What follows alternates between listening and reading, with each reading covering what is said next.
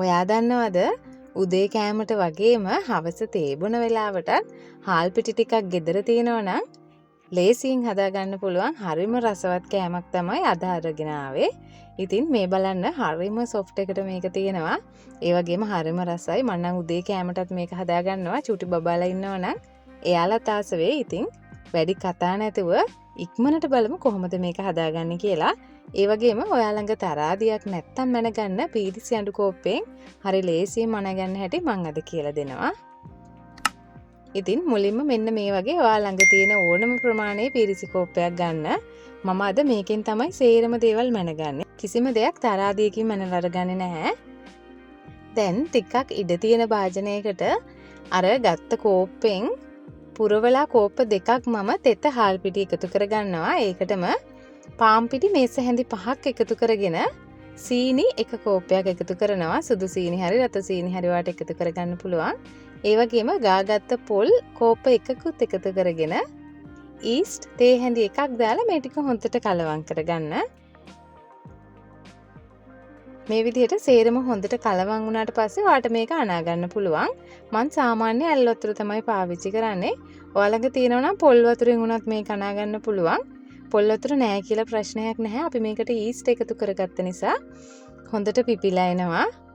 වතුර කෝප්පයක් මම ගත්තා. ඒ වුණාට මට කෝප්පෙම ගියේ නෑ මේක කලවම් කරගන්න. මේ බලන්න. අන්තිමේටම පදම බලා ගන්න.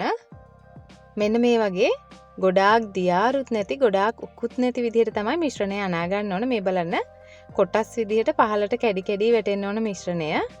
වතුර කෝප්පයක් ගත්තට මට චුට්ටක් ඉතුරුත් වුණා. දැන් මේක හොඳට වහලා සාමාන්‍ය රස්නේ තැනක පැය 2ක් 3ක් විතර ඔයාට තියලා තියන්න පුළුවන්. මේ බලන්න මේ පැය 2කමාරකට පස්සේ මෙන්න මේ විදිහට තමයි මේක පිපිලා තියෙන්නේ. සාමාන්‍යයෙන් පෙන ඇවිල්ලා වගේ තමයි උඩට තියෙන්නේ. අපි දියාරුවට අනාගත්ත නිසා මේක අර පාන් ඩෝ එකක් වගේ උඩට පිපිලා එන්නේ නැහැ. උඩට පෙන වගේ තමයි තියෙන්නේ. මේ පෙන ටික යනකම් හොඳට කලවම් කරගෙන ලුණු එකතු කරගන්න. ලුණු තේ හැඳි භාගයක් මම දාගත්තා. ඔයා ඒක රසායන එකතු කරගන්න. දැන් මේක ස්ටීම් කරගන්න තමයි යන්නේ. මෙන්න මේ වගේ ඇල්මිනියම් කප්ස් තියෙනවා නම් ඒවට උනත් පුළුවන්. එහෙම නැත්නම් මේ ටික මැනගන්න ගත්ත පීරිසි කෝප්ප තියෙනවා නම් ඒකේ උනත් ඔයාට හදාගන්න පුළුවන්. මං ළඟ මෙන්න මේ වගේ ඉඩ්ලි තැටියක් තියෙනවා. ඒ නිසා මං අද මේකේ තමයි මේ ටික තම්බ ගන්නේ. ඔයා මොන මෝල්ඩ් එක ගත්තත් ඒකේ හොඳට තෙල් ටිකක් ගාලා ගන්න. නැත්නම් මේක ගලව ගන්නකොට හරි ලස්සනට ගලව ගන්න අමාරු වෙනවා. මේ විදිහේ භාජන මුකුත්ම නැත්නම් ඔයාට පුළුවන් එක වණ්ඩුවක් විදිහට ලොකුවට එකක් හදාගන්න කේක් තැටි එක වගේ.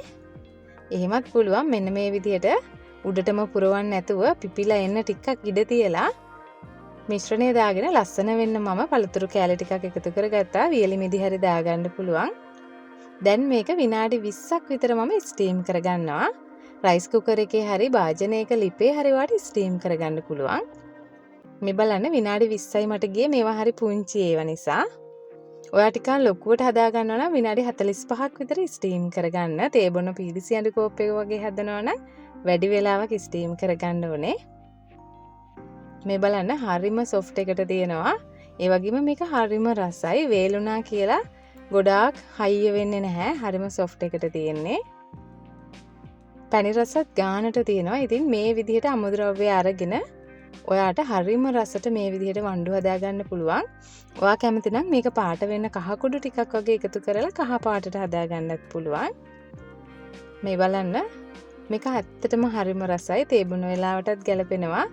චුටි බබාලගේ ලන්ච් බොක්ස් එකට දාලා යවන්නත් ගැලපෙනවා. ඉතින් ලේසියෙන් හොයාගන්න පුළුවන්. පොඩි අමුද්‍රව්‍ය ප්‍රමාණයක් ඕන වෙන නිසා හදාගන්නත් ලේසි. ඉතින් හදලා බලන්න කියලා ආරාධනා කරනවා. ඔයා මගේ channel එකේ වීඩියෝ එකක් මුලින්ම බැලුවේ අද නම් channel එක subscribe කරලා මාත් එක්ක දිගටම එකතු වෙන්න කියලා ආදරෙන් ඉල්ලනවා.